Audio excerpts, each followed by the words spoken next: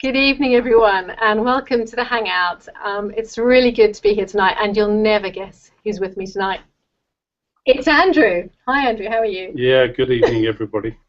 And Dan. Dan, you're actually joining us from Wales tonight, aren't you? Yeah. Hey, Internet. How you doing? Yeah, from Wales. Believe it or not, they have Wi-Fi in Wales. I didn't realise. Oh, you've done really well there, then. Yeah. Incredible teams. Whereabouts are you?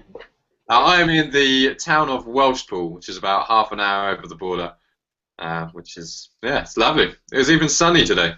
Couldn't believe it. Marvellous. So anyway, I've got to interview you tonight, so... No, sorry, Andrew. Oh. I'm not sure you know how this works.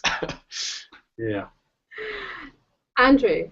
Yes. Every time I come up here to the cafe at Kingsland, there's this huge, big smile, and it's you behind it serving the coffee and the bacon baguettes. How did you come here? You tasted my baguettes? You tasted these baguettes? I know, and I keep coming back. Dan, you love the baguettes, don't you? Love the baguettes. Big fan. I'll tell you who is a big fan of the baguettes is Jason. He absolutely loves them. And but yes, it's... well, it's not the baguettes that brought me to Kingsland. It was actually... a change of lifestyle. It was going back some 3 years now. I started a journey coming away from an addiction of alcohol. Not proud to actually say that over the air at all. In fact, I do keep it to myself quite a bit. But ended up in Kingsland. It was the first place that never judged me, never turned their back on me. They actually stood by me, and this is where I am presently, running the cafeteria and doing a lot of the hospitality stuff alongside Rob, yourself, Dan, who on the music front's brilliant. So I'm blessed to be here. Wow. So Sorry, Dan, carry on. I was just going to ask, how did you make the jump to doing the stuff that you do in the cafe? Like, how long were you at church before you kind of started taking on some of the cafe stuff? It goes, again, 3 years ago, I've wanted to change my life. I knew I was missing out some. I wasn't quite sure. Anyway, a friend from this church, Sharon Gale, she saw me in quite a horrid state. Anybody who's been involved with alcohol and gets it wrong will certainly know. Anyway, she sort of nursed me back through my struggling times, brought me to the church here 3 years ago, almost to the month. So were you a Christian when you came to the church? Not really, no. I'd always followed, been up to the Church of England, various churches around Colchester area, but never really stuck with any particular faith, really, no. Yeah. So you came up here. What was it that kept you coming back? It wasn't the coffee at that time, because of course you weren't making it then, was it? No. It was the people. It was the very first time I approached the church. I was always told I'd be welcomed here, regardless how I was, and I was. Right at the front entrance, Dan, somebody shook my hand, welcomed me to the church, handed me a flyer, one of the new sheets of the week, and in I went, showed me the church, I stood at the back. But I was pulled down to the front, and they prayed for me, and I've never looked back. Amazing. And that was 3 years ago, any time. Yeah. Wow. I do remember that day clearly. So, obviously there's been quite a large change in your life, and you're a completely different person now, I would imagine. What is your involvement with Kingsland now? Like, what does your week look like when you're at church? Well, after telling Neil and Mark what to do, I'll get on with running the cafe. I sort of have to, on a daily basis, do the ordering of the stock, prep the day, each day with whatever's needed to go out. So anybody who's looked at the menu here, I have to prep all that first. Try and organise volunteers to help on the day as well. If there's rooms to be organised with the chairs, tables, etc., to dismantle, erect them, and that just goes from the moment I walk into the moment I finish, like now, 9:45-ish, and I'm still here after being here at 7 o'clock this morning. So you must see, being there quite a lot, you must see all the other stuff that happens at church. Obviously, we know that at Kingsland we don't just have service on a Sunday, it's open all the whole week. There's loads of groups that come in. I mean, you must meet some pretty interesting people throughout the 7 days. Oh, it's amazing. It's really opened my eyes up. I mean, going back through my days of, I started my life in football with Ipswich Town and then followed it with Colchester United. Okay. Were you a player? Or what were you doing? We're talking about football. Okay. She's going off the subject here now, Dan. That's fine. That's part of my life, but yes. Yes, I was a player at Ipswich under the great Bobby Robson, the late Bobby Robson, now a wonderful man. Yes, I had the privilege of being at Ipswich, having a good taste for quite a few years back in the 70s. And when you're saying about people passing through, they were only spectators. Now you're getting spectators and customers. Yeah. And, the rooms here are busy for every day of the week. And there's everything from toddler groups dancing to, the bridge clubs. There's so much going on. Yeah. And it's you never stop. You're on your toes all the time, and it's quite a challenge for myself because you've got to be polite to everybody. And yeah, I can imagine. It comes in very well. Because most people probably don't automatically switch on that it's a church, that they're in a church building, because it's used so much with like community groups and people kind of not to do with churches on a normal day-to-day basis. So you must have a lot of people kind of talking to you about, what is this like as a church? I mean, do you have that conversation with many people? How does that kind of look? Oh, a lot of people don't realise it's a church. They come up just thinking there's a public convenience. Right. Yeah. Yeah. Always passing through for the toilet facilities. Yeah. But yeah, you do have to explain and bring people up to speed with, the building itself. And they come in and think they can put the feet up and use inappropriate language at times. Not all the times. It's very few times, but it does happen. And when you tell them there's a church, not church, but I can reassure everybody who's listening that it's a fantastic church.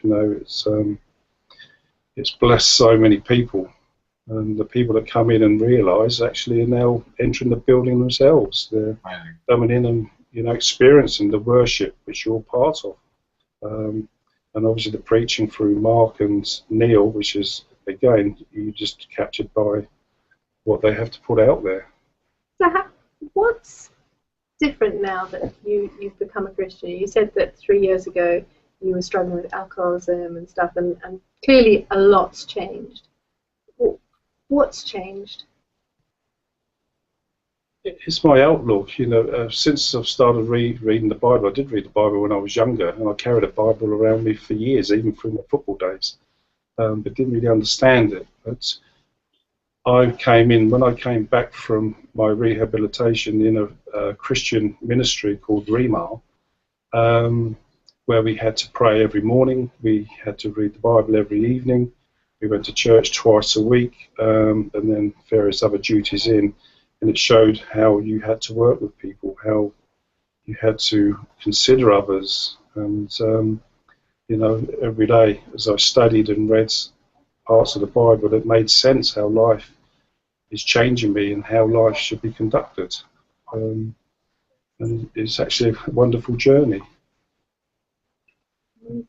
Yeah, Rema was, if anybody wanted to Google that place and see what it's about, it's an organisation that does help people at the lowest ends of their lives. It does help alcoholics, drug addicts, prostitution, everybody from the lower end, gamblers, homeless of all sorts. The place I was in was male run, and you had to abide by their rules, and I stuck by them, and I'm 3 years on and not looking back. Amazing. What do you hope for the future? Obviously life has changed dramatically. I now know that you were a footballer. There's obviously loads of other stuff in between. You're the cafe manager. What do you dream of now? What dreams has God put on your heart? to fulfill my life and to serve, you know, in a way that I'll be accepted at the end of my life into the kingdom of heaven, and you know, I'm sort of, hopefully I'll be rewarded for everything that I actually do now and in the future. And I feel I'm sort of started that journey well in the last 3 years. I haven't always been a plonker, a Del Boy. But you know, I'm going forwards, and I've got a wonderful bond with my four children. 3 of them, but the 4th one's all happening. It's an unfortunate situation, you know, because of my drinking. They have to protect their children. I've not done anything wrong, just drank, and that's all being sorted now. And so, you know, you know, I pray every day that my child will come back to me, and that's going to happen, because I know that my journey is correct. It's, you know, I'm doing all the right things, and all those right things are what I pray for every day, what I ask for, you know, for guidance through prayer.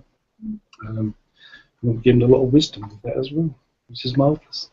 Did you find it easy to start praying when you, because it was something new to you, wasn't it? Yeah, no, I found it very easy. I prayed to get out of the place.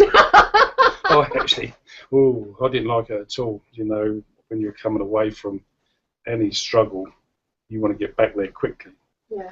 But I've listened to wise words from good people, and they said you're going to hear voices to try and pull you back, but keep your faith, keep your strength, keep your prayers going. And where I was praying to get out of the place because I didn't like it, it was because it was doing me good. And once I realised, I prayed, yes, and my prayers are fantastic, and everything I have asked for seems to come true. I'm very, very lucky. I have some great prayers. I've had some great results, and I'll maintain them. Yeah, that's brilliant. Yeah. And do you find that you can share your faith with people who come here through the cafe? People come to the cafe to ask about my faith. People come to ask about my journey.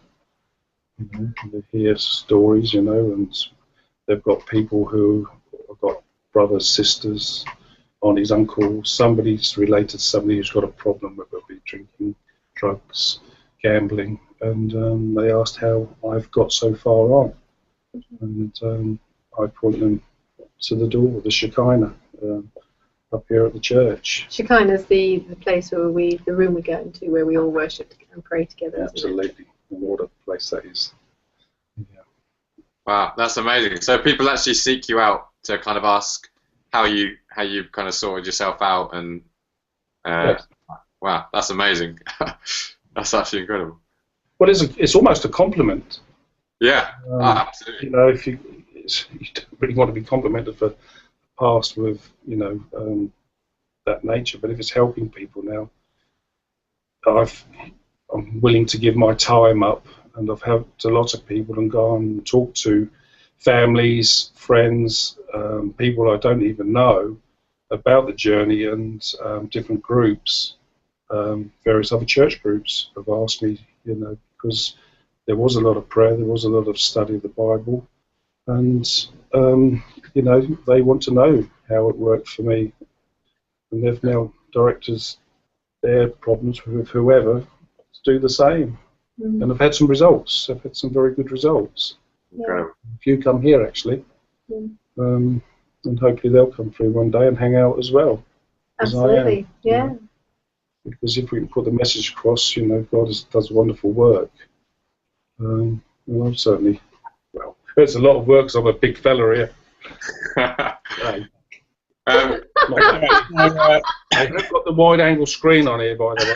You know, it's right, the camera adds weight. how many cameras you got on me? Lots. So you're there like throughout the whole week. Which is your favourite group that comes in during the week that like aren't to do with the church, that you talk to, and they're like, which is your favourite group that comes in? Because there's a whole variety of groups, isn't it? Yes. It's probably the one I've just finished this evening. Okay. A Gateway group. Yeah. They come in on a Tuesday evening, as we are sitting here now. They're special needs, and they are fantastic. And it was one of the first voluntary jobs I did with Kingsland, and if you come in and work for them, you get to know each and every one over a period of time. They get to know you, they have a trust with you, and they head for you straight away, because, as you mentioned, they do like a smile, and even on the hardest days I try and get one out there for them. And they are just a great bunch. They've made me little crafty bits when they're doing it in the evening. You know, they all give me stick when my football team loses, you know. And that makes their evening. There's one chap who comes in, Derek, and he always wants his potato with beans, and I always give him a cabbage on a stick. And, you know, I thought he was going to get upset, but he loves it every time. He knows he's going to get it. And I think I've got a story for every individual one here. And that's amazing. I would not miss this particular evening. If I had to give anything up, there is a group that comes in I'd give up, but I'm not going to. Summer testing, but Gateway on a Tuesday is fantastic. And if anyone watching this wanted to check out how to get involved with that, what would they need to do? Would they just need to talk to you, like to say to come along, or? Yeah, get in touch with the church and talk to certainly myself, because I'm here, as you said, I'm here a lot. But Neil, Mark's involved a lot. Neil, they swap each week with the connection group that they have at 8 o'clock, so they come in and show their faces, and great hands. You are, Neil. You are, Mark. You're good hands. But they're fantastic. You've earned yourself a pay rise. Yeah, that's what I'm working on, Dan. No, it's not the money for me. It's what the church represents and what they do for so many people. Yeah. The bonus to have money in my pocket, but no, the church, I'll do it for nothing anyway. Well, gotta say to you, Andrew, that I mean, obviously I don't know you that well, but you have been an incredible inspiration for actually a lot of the band members. Because now on a Sunday morning, as we're kind of tired and sound checking, you walk in with a big smile on your face and bring us a whole load of water, and it's made such a difference to how our morning goes. And just seeing you around the cafe kind of every day of the week, every time we pop in, there you are, and like doing a great job chatting with people. So it's really amazing to have someone that's that passionate about people as well as the cafe heading it up. So we're very grateful for you. That means a lot. Yeah, we all like compliments, don't we? But everybody that comes in and who wants to engage with the church, you know, we want everybody to come up with a smile, and they do. Yeah. It's, you know, I'm just blessed that they come up and smile to me. So, you know, but doing the water thing for you guys, but anybody who was to witness the worship team, you know, the way Rob, you know, gets you all together, the way you are with your instrument, the drums there, and, you know, I wouldn't miss that either. You know, if Gateway and worship with you lot in the morning, fantastic. Should be 7 days a week. We're working on it. Yeah. Yeah. Andrew, it's been brilliant hanging out with you. Thank you for sharing a little of your faith in your journey. It seems to me that the best thing I can recommend to anyone is to get themselves up here and take a very long time to have a cuppa and a bacon sarnie and to try and grab some time with you, because I think getting to know you is just so much fun. Well, there's not just me here. You know, I've got a wonderful lot of people around who do so much, and sitting here now right behind the screen, we've got Angela sitting there who does marvellous work. You know, there's such a good presence of volunteers here. We could always do with more, because that gives them time off. But if you do have time, anybody that's listening, you know, you'd see how much work actually goes into this church. And if you're part of it, you know, you're just blessed again. So, you know, bring yourself forward. This is not a selling point for the church. It's fantastic, the people you're with. And I never stop doing it. You know, it's great. Sounds like it's been life-changing. Yeah, so when I'm sitting here, you know, if Mark and Rob and Neil were listening to this, I'll just say thank you very much for what you do for this church. It's fantastic. You know, and obviously the guys that are sitting here now, yourself, Dan, yes, I'm just blown. Absolutely feel like I'm in heaven already. Great stuff. You know, there's so much more to look forward to as well. We have so many great events, don't we? We do. There's loads happening all the time. We've just had 2 weeks with the two rivers, and the guys that came from other churches and spent, you know, the week here, you know, going out. And we had so many testimonies, didn't we? And, you know, it just shows what God can do, what good work there is. Fantastic. Well, it sounds like God has done an amazing work in you. Thank you very much for hanging out with us online. So we look forward to seeing. Thanks, Dan. Enjoy the rest of your time down there in the Welsh countryside. Thanks very much. I will. See you soon. Okay, thanks for joining us, everyone. We'll see you again soon. Bye. Bye.